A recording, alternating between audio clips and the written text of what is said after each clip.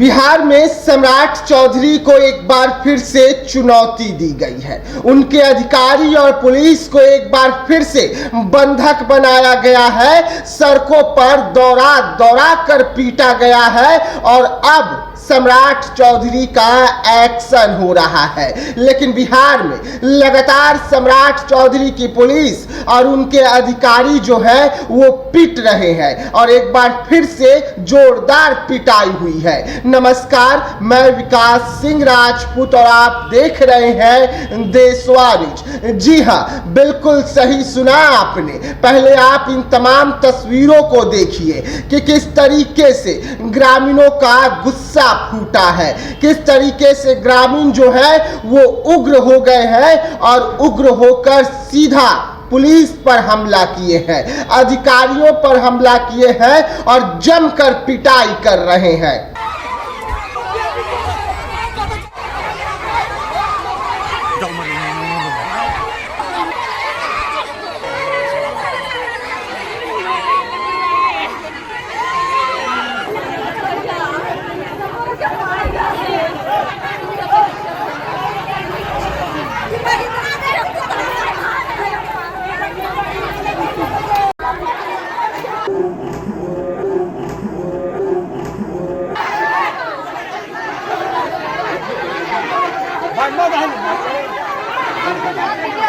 जी हाँ, तो देखा आपने कि किस तरीके से पिटाई हुई है। लेकिन इस पिटाई के बाद जो तस्वीर निकली वो तस्वीर सभी को हैरान किया, क्योंकि पुलिस की पिटाई के साथ साथ यहाँ पर अंचला अधिकारी भी दौड़ते हुए नजर आए।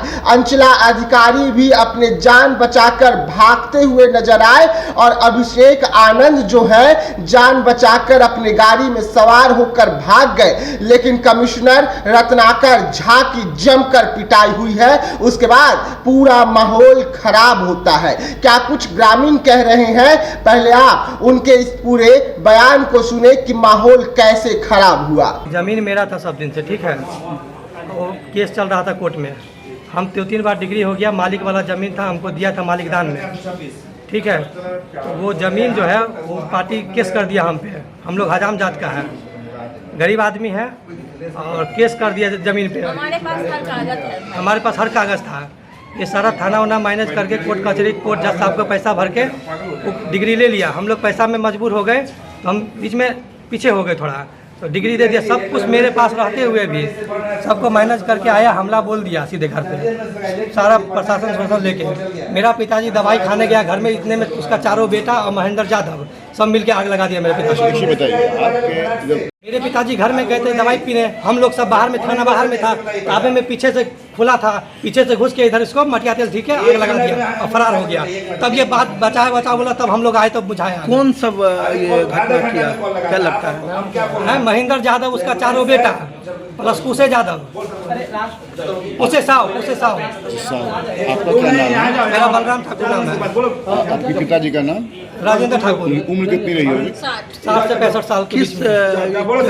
कब डिग्री मिला था? किस हमको 2-3 बार डिग्री मिला था। कब? मधुबनी कोर्ट से और बेनीपट्टी कोर्ट से। फिर टाइटल केस हुआ। केस होने के बावजूद बाद में मेरे पिताजी पैसा के लेके मजबूर हो गए। ये पैसा भर कितना जमीन था? ये 1.25 कट्ठा जमीन था। 1 कट्ठा 4। आपका नाम क्या है? बलराम ठाकुर। इनका ये मेरी माँ है। अच्छा, क्या नाम है इनका? मीरा देवी। एक मिनट, सबको ले लीजिए एक जगह में। नहीं, कोई बात नहीं। जी हाँ, तो सुना आपने, ये माहौल उस वक्त खराब हो जाता है जब ग्रामीण से झड़प पुलिस की होती है। पुलिस दलबल के साथ पहुंची थी, कोर्ट का आदेश था और दूसरे पक्ष को जमीन दिलवानी थी और पहले पक्ष से अवैध कब्जा हटाना था।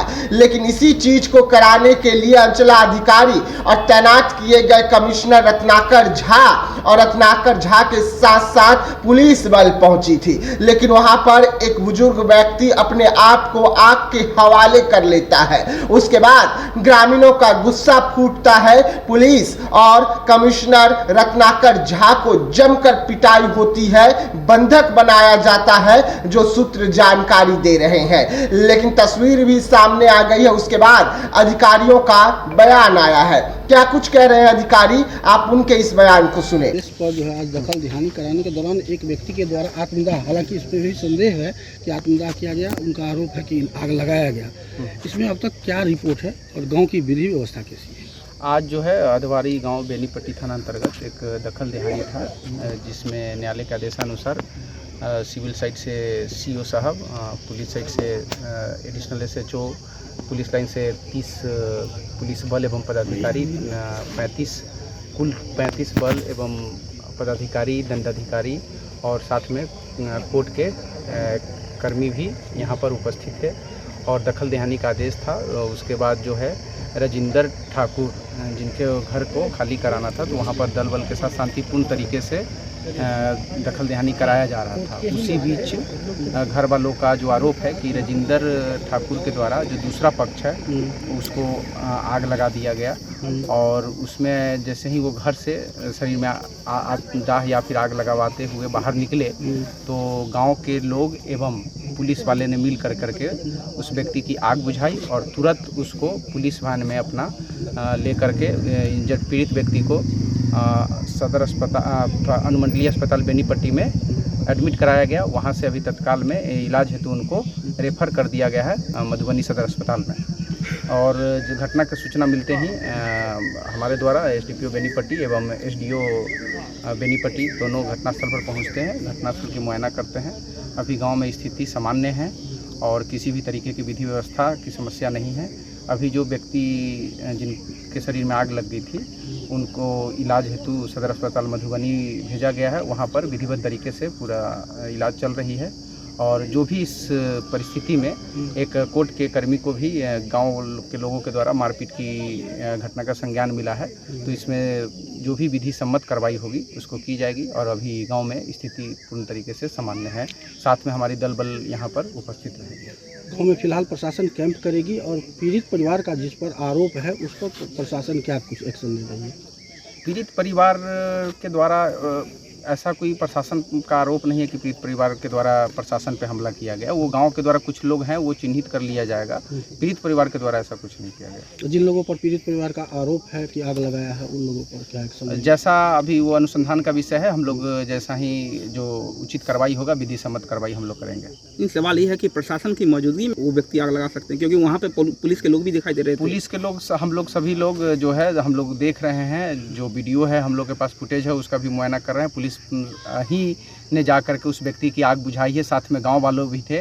घर से बाहर निकले, घर के अंदर उस समय अब किस परिस्थिति में थे जो बाहर निकले, घर के अंदर उस समय पुलिस नहीं गई हुई थी, बाहर निकली आग लगते हुए या फिर उनको किसी ने या आग लगाया, वो तो अनुसंधान का विषय है, हम लोग उस पर कार्रवाई करेंगे। लेकिन जो बाहर निकले तत्क्षण पुलिस के द्वारा 5 से 10 सेकंड के अंदर पुलिस एवं गांव के लोगों के द्वारा उसकी आग को बुझाया गया। पीड़ित परिवार चाह रही थी नोटिस पीड़ित परिवार के द्वारा अभी खुद जैसे बताया गया, हम और SDO साहब वहाँ उपस्थित थे कि वो केस को हम लोग हार गए थे और दोबारा ये दखल कब्जा के लिए गाड़ी आई थी, बुलडोजर चलने वाला था, ऐसा उन लोग के द्वारा बोला गया है। तो उन लोग को एटलीस्ट इतना तो पता था कि हम लोग केस ऑलरेडी हार चुके हैं।